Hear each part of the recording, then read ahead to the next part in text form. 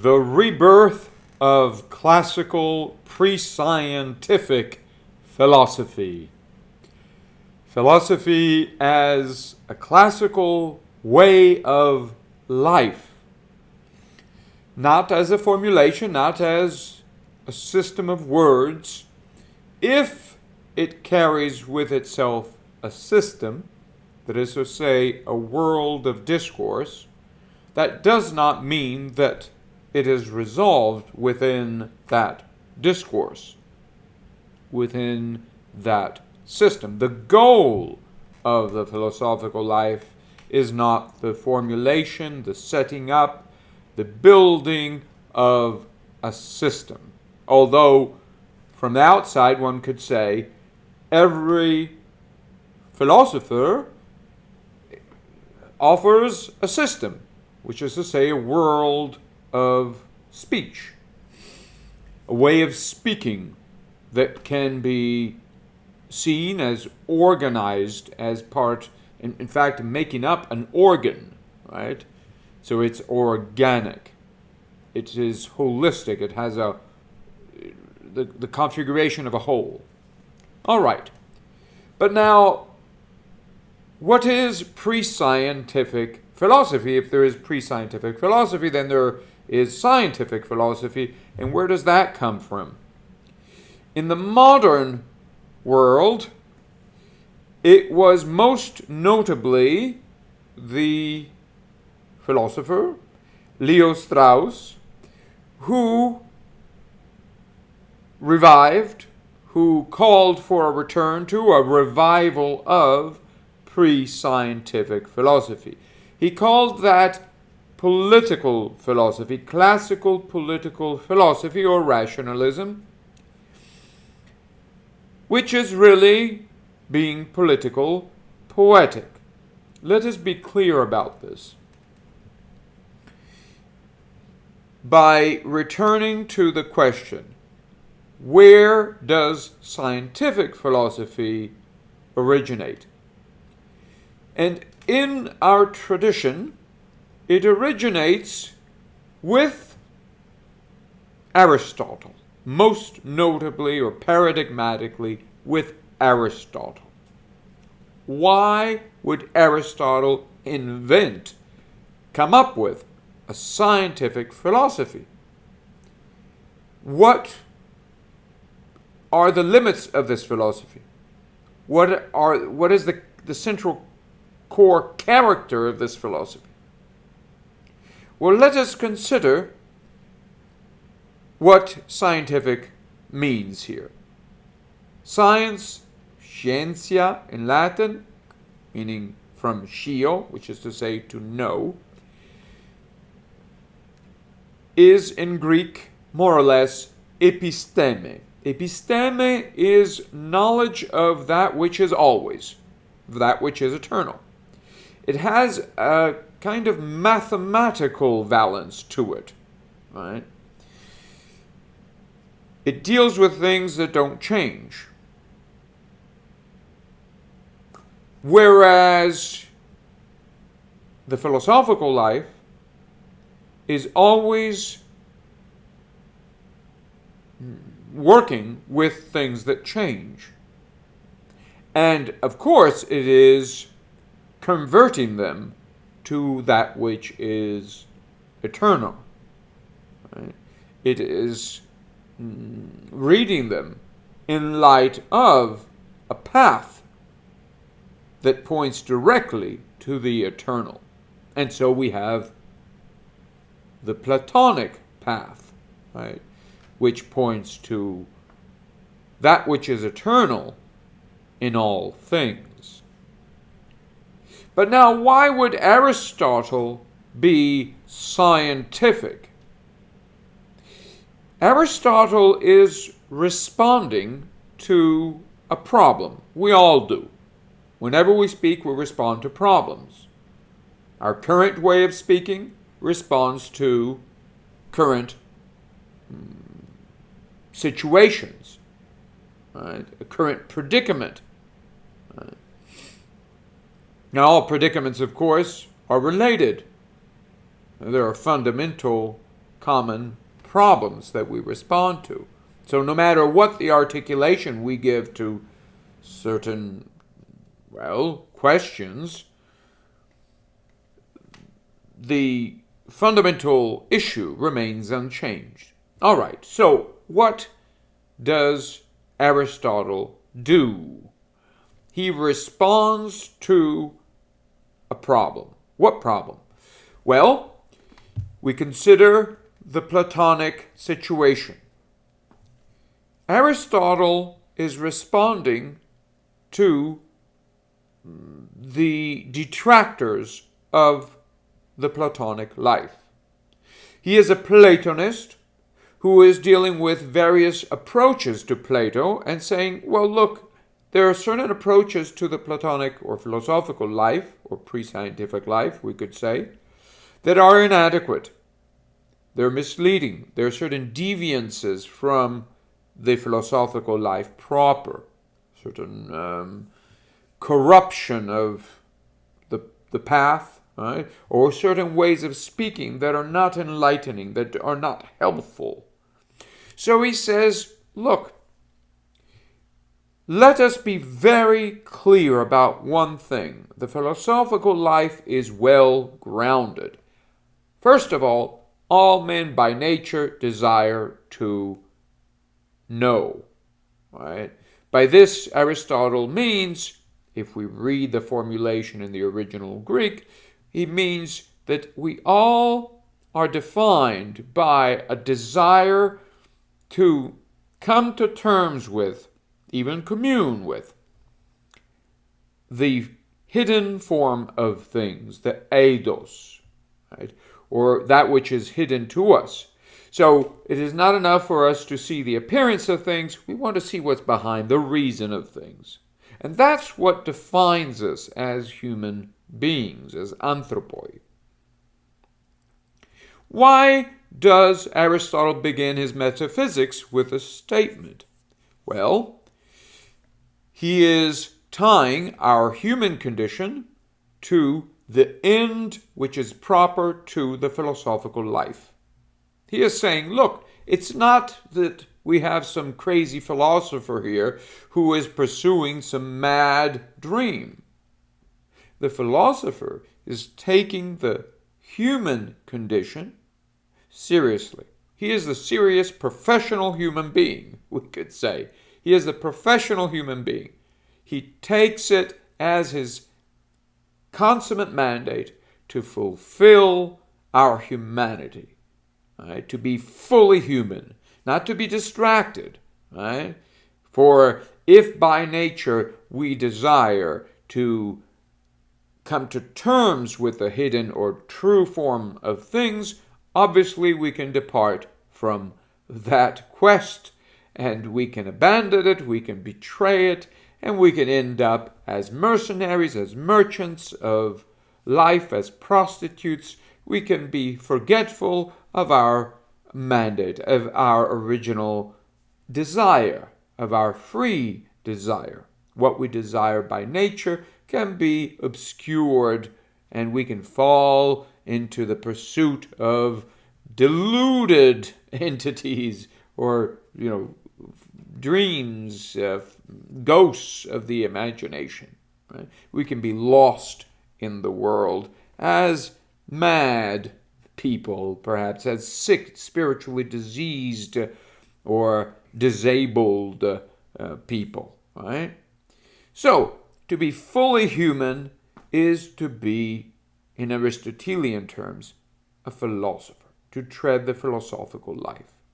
If we do not take up that challenge seriously, then we're not taking our own humanity seriously. We're betraying our humanity. This betrayal is partly redeemed where our life serves that of philosophers.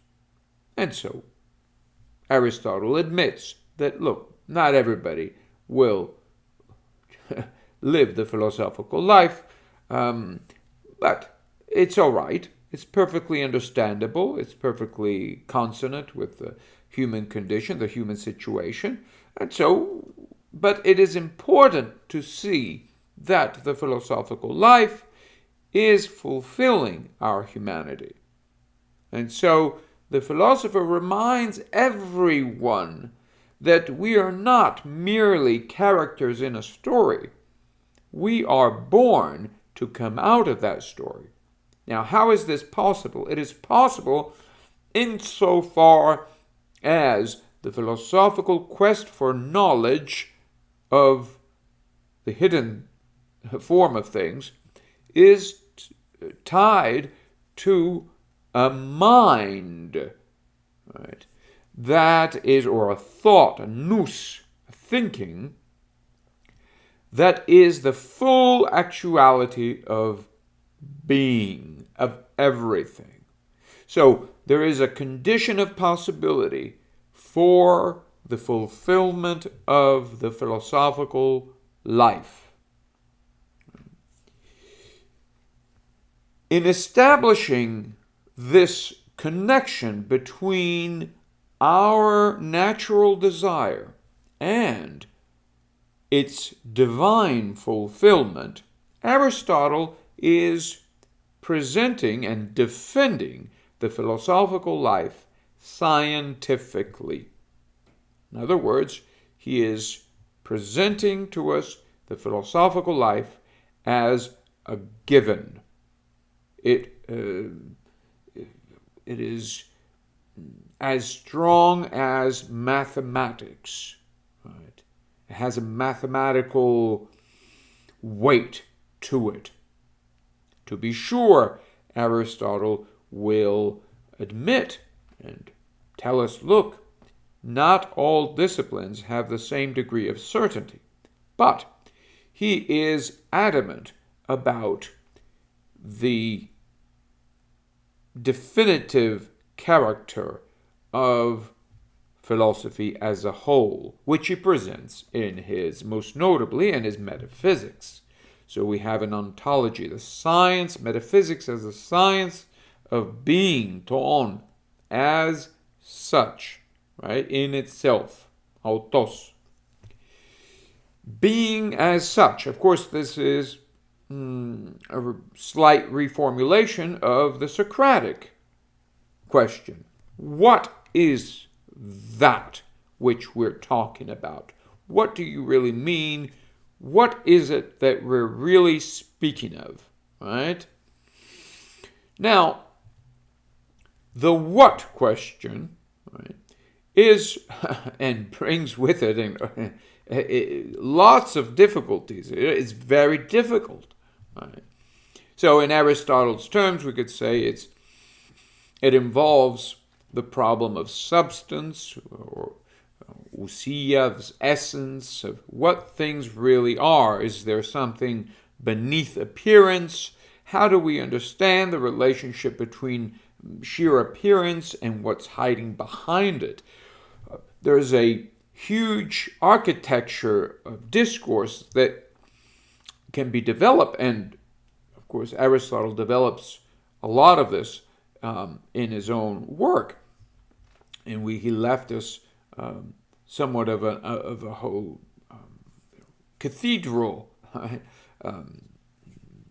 in his own right that articulates aspects of this question.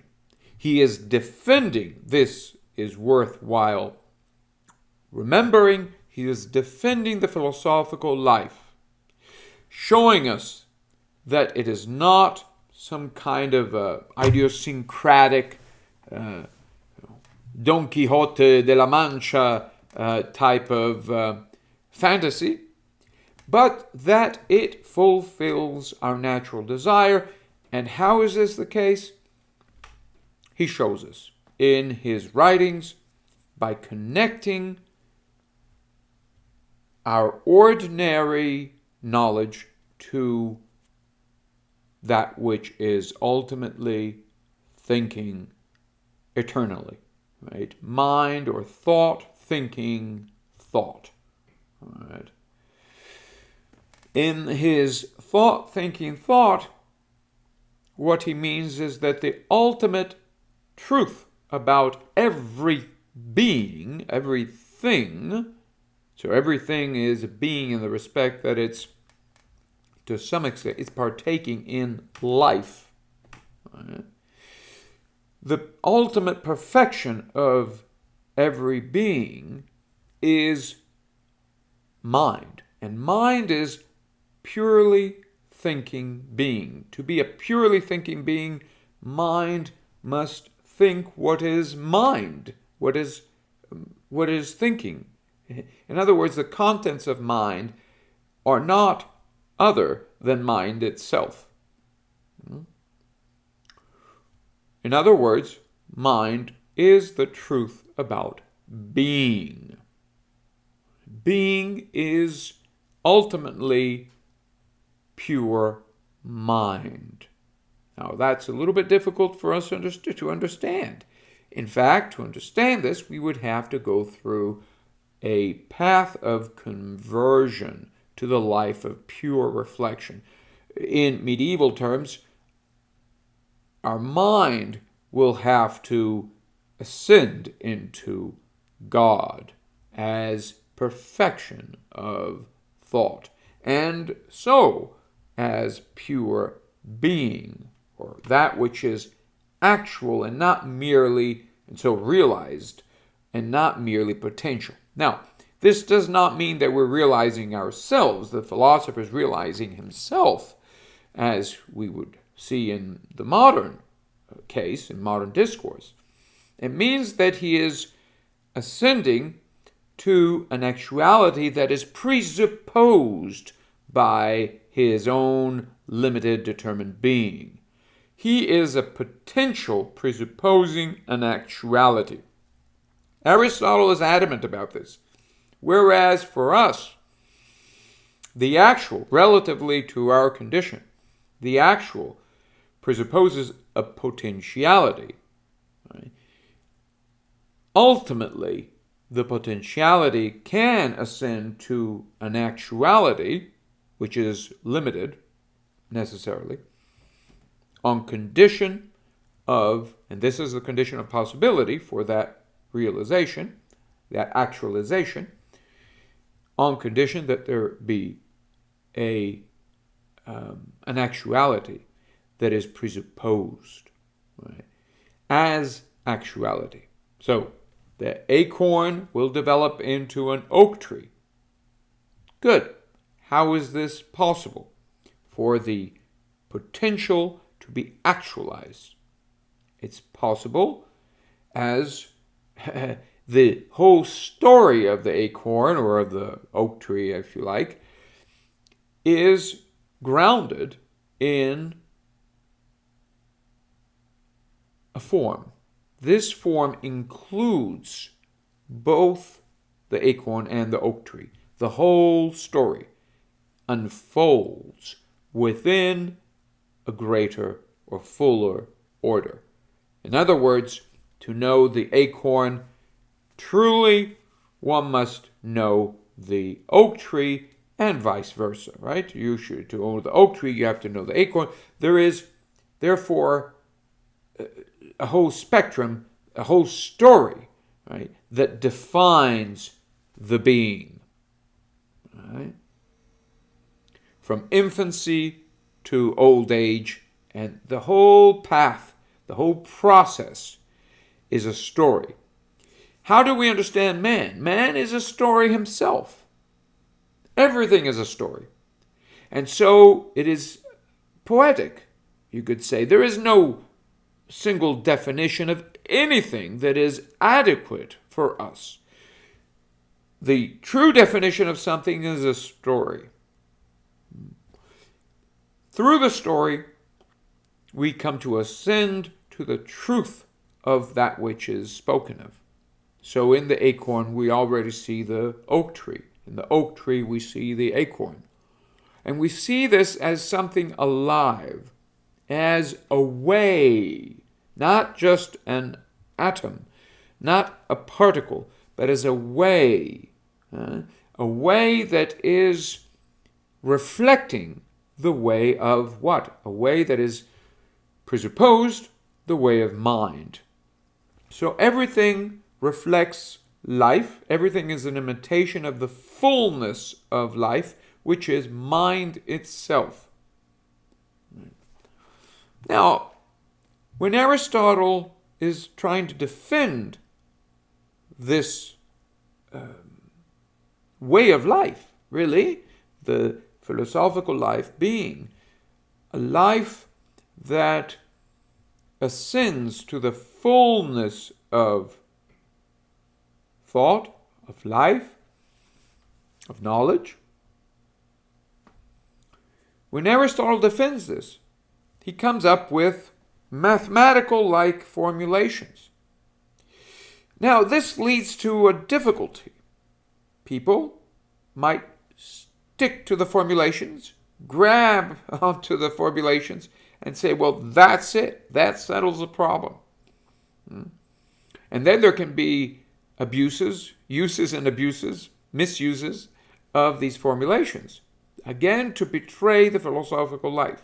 The defense, the Aristotelian defense of philosophy becomes a stumbling block in its own right.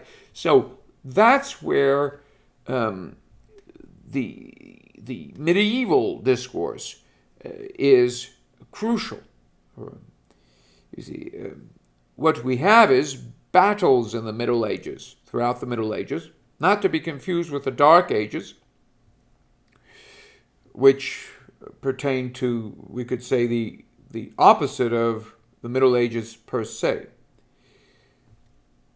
The Dark Ages are that which medieval scholarship responds to positively.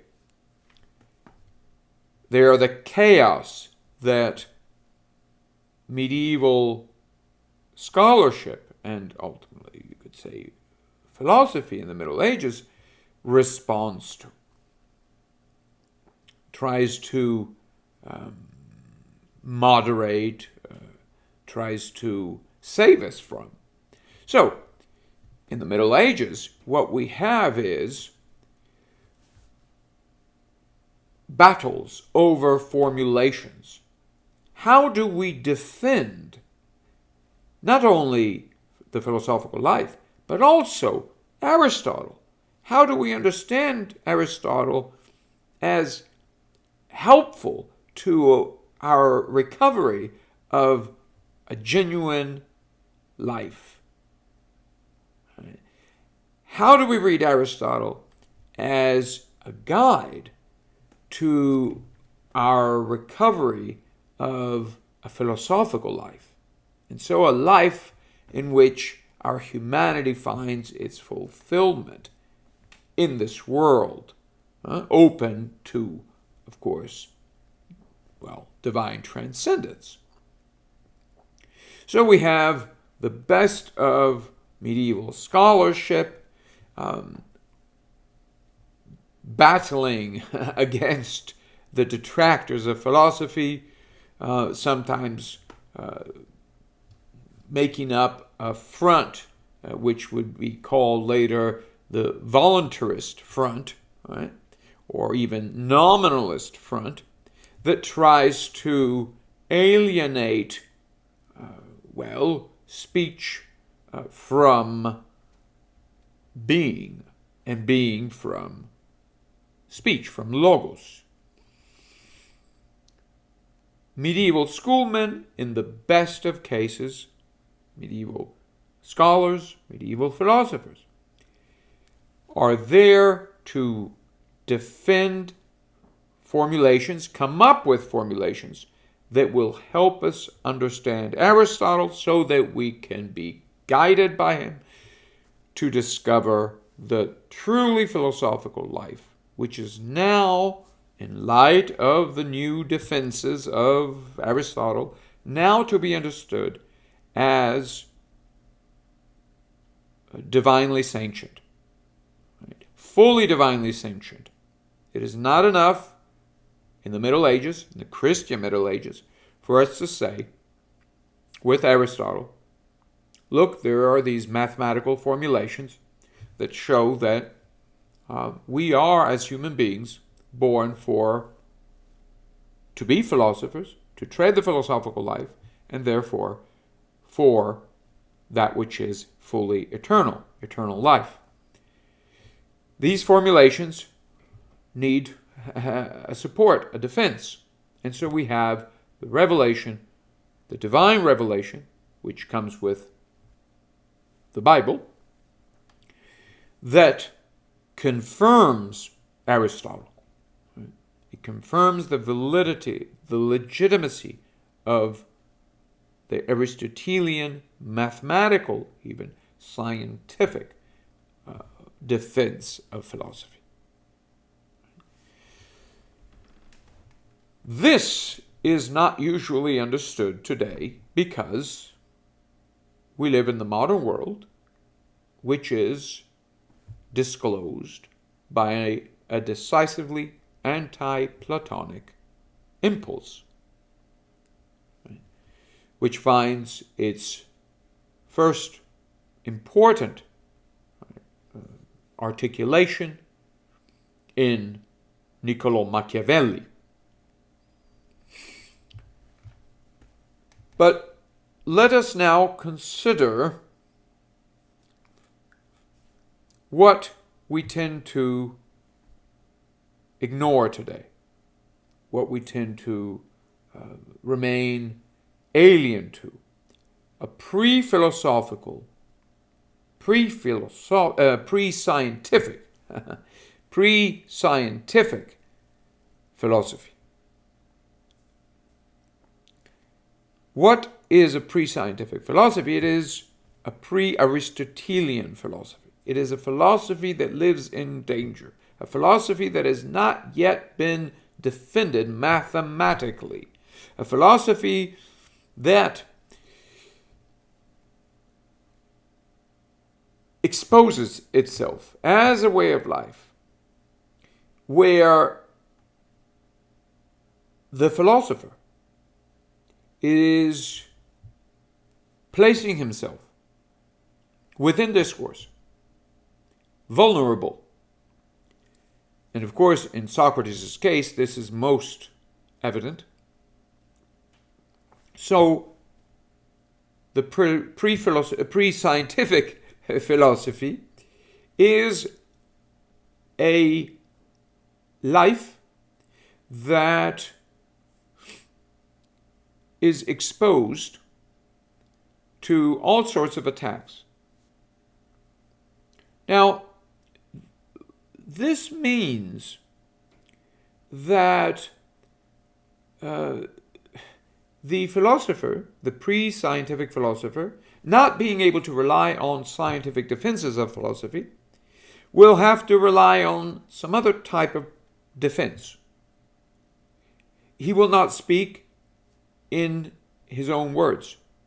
In other words, he won't say, I say this, or this is the way things are. He'll rather say, this is what this other philosopher says. So he will speak about what other philosophers, preferably dead ones, have had to teach us. He will help us understand what they had to say. Why? Because the dead cannot be punished, cannot be silenced. The dead cannot be silenced. They speak. They speak. They left words. They left writings. At any rate, the whole Platonic tradition, which is what makes up for the vitality of what we call Western civilization, has great writers who speak about what others have said. Now, there is a tendency in the modern world to dismiss this as being non-original. Now, we misunderstand what is going on when we take that Cartesian approach. Descartes says, look, we've heard what everybody else had to say. We learned precious little from that. In fact, nothing. They have Whatever they said in the past is past. We move on. Let's start anew. I am a thinking being. Let's see what is certain. Let's be scientific. Descartes, following Machiavelli, who sees the past as simply material to be used to produce a new world, Descartes tells us essentially that we have nothing to learn from the ancients, although we can learn things about them. We can use them, right, to empower ourselves. Knowledge is power. Right? It empowers us. To know something is to acquire it, to empower ourselves. And what's our power for? To establish a world in which we are as gods. Here we have this scientific philosophy that is more scientific than Aristotle, insofar as it is no longer a defense of the philosophical life, a scientific defense of the philosophical life, but a replacement of philosophy. A replacement of the philosophical life. The philosophical life becomes a doctrine, scientific, mathematical doctrine, that is used to solve practical problems. In fact, to redefine practical problems, and indeed to redefine our own ends as human beings. Our ends are not given in by God or nature.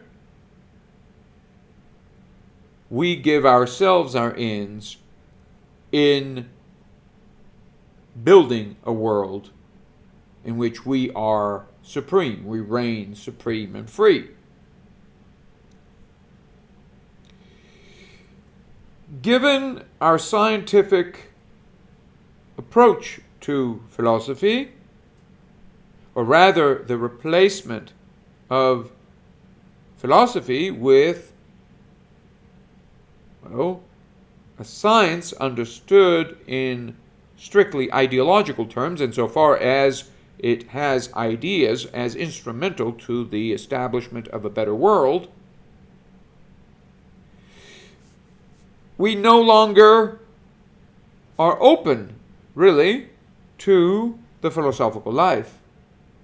So it becomes very difficult for us to understand what Aristotle is all about, what classical, our whole tradition, really, pre-modern tradition, writers, for the most part, in fact, the arts,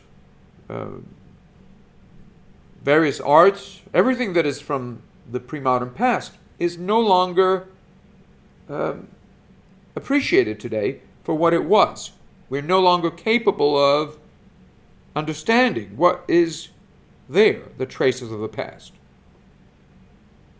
That is why Leo Strauss would say, well, look, we need a historical now purgation, or to deal with this problem historically. In other words, we have to unpack the obstacles that prevent us from heeding the message of the past. What happened? What happened that prevents us now from understanding the voice of the past? We are taught so many things today that prevent us from heeding that voice. We're taught, for example, that thought is relative to its age, that I am the thinker. Right? It is not that thought thinks me, but I think thought. God is a product of the human imagination. All thought being historically relative, who are we to say what others think? In moral terms, who are we to judge others? But still we need to judge, so we have a machinery of law that judges. So it's the machine that decides what is right and wrong, and not human beings as such. So this is the opening up of technocracy, the rule of the machine, of mechanisms. We understand nature in terms of mechanisms, of laws underlying our experience. We have the mechanisms of atoms, of molecules, of cells. Everything is mechanically unfolding. And of course, then we can appeal to some kind of an ideal to justify the mechanism. The greatest of all ideals, of course, is God as an ideal, which is a modern invention. All right, so hence the importance of the pre-scientific life, which really is the life of man as such.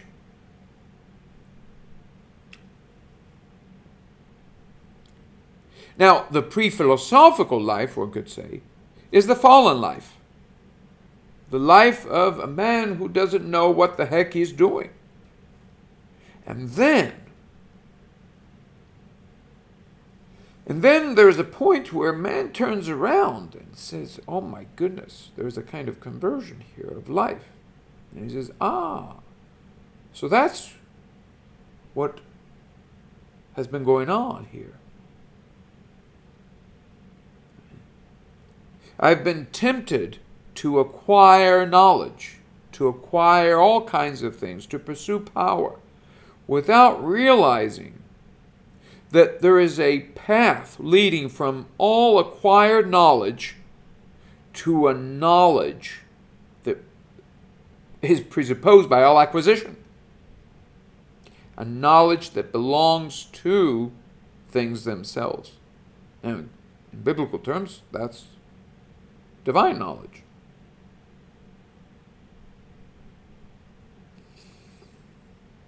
Divine knowledge is presupposed by all acquired knowledge. Divine knowledge belongs to things themselves as they unfold. God knows things as He creates them, in the act of creation. Philosophy now, or fully human life fully lived, involves a return from all acquired knowledge to an, in fancy terms, a priori knowledge.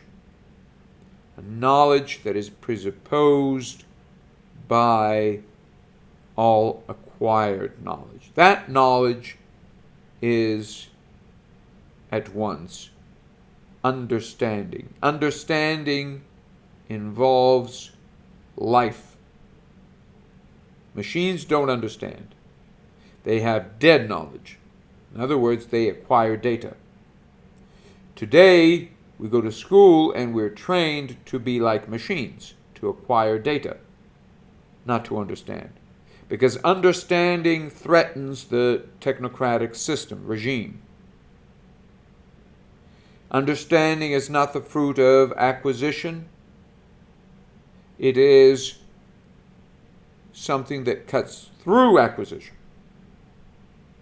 Philosophically. Philosophy cuts through all acquisition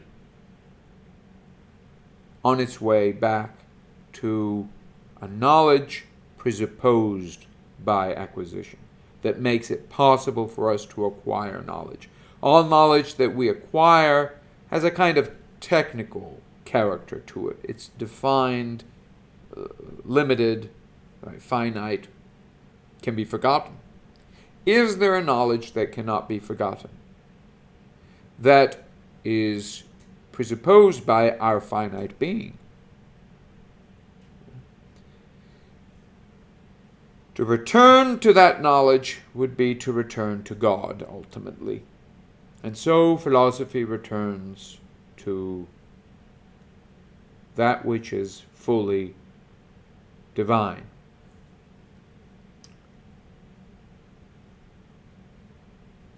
Is philosophy today in need of a defense? What kind of defense? Aristotle does not suffice, insofar as we have seen, Aristotle presents problems that the medievals address, and they defend the good Aristotle, right, to help us recover the good life. And then what happens with the medievals? Things get very complicated, and so people start fighting over formulations to the point where the early moderns say, you know what, enough with this fighting. We want to recover a life that is free from this fighting. Well, that sounds good, except that the modern who says, you know, enough with this fighting, is underestimating evil. He assumes that it is enough to get rid of formal theology, for instance, to have a free life, or so it would seem. For at once the modern is forced to say, look, if we want to recover a life that is free from theological quibbles and definitions about our ultimate ends, about God, we need a method that secures our freedom. This method is a new science. So the new science replaces the old or medieval discourse, which still retains a poetic character in the respect that it's still, we're still dealing with the defense of the original philosophical life. The original philosophical life is no longer defended by the new science. How so? Why not? Because the new science seeks freedom cut off from theological considerations, whereas classical life is open, radically open to the divine and divine understanding, divine intellect. Modern freedom is conceived autonomously of divine mind. Hence the crisis that we end up with, the crisis of freedom in the modern world. We fight for freedom, and then we have this new science that help us empower ourselves to be free, and then we don't know what to do with this freedom. We perhaps keep acquiring knowledge, and just as Star Trek, keep going in space, and it's an adventure of ideas, and all of this is pretty, but then we die, and then we face the end of this, and so we accept that life is all about coping with the death of God or the absence of God, and that's about it. We seek consolation in the arts. It's all about really seeking palliatives or alleviating pain. That's what life is ultimately about, alleviating pain and seeking distractions, entertainment. This is the situation. And as we do this, we contribute to the establishment of a machine that provides entertainment, that gives us the pills, the medications that we need to cope with the meaninglessness of life. This is a situation, the crisis that we face today. So how do we recover the original philosophical life? Well, by engaging with classical discourse, by facing that classical discourse, by reading old books, and engaging in dialogue with old authors. Now, these could be Shakespeare, could be Dante, could be Plato himself. Writers who help us awaken to our destiny, our mandate as human beings. Right? We're here to tread a path, to respond to a divine calling. Freedom is not found autonomously of a divine calling. Freedom is our response as human beings to that calling. If there's only one thing that we should learn from Socrates, that is it.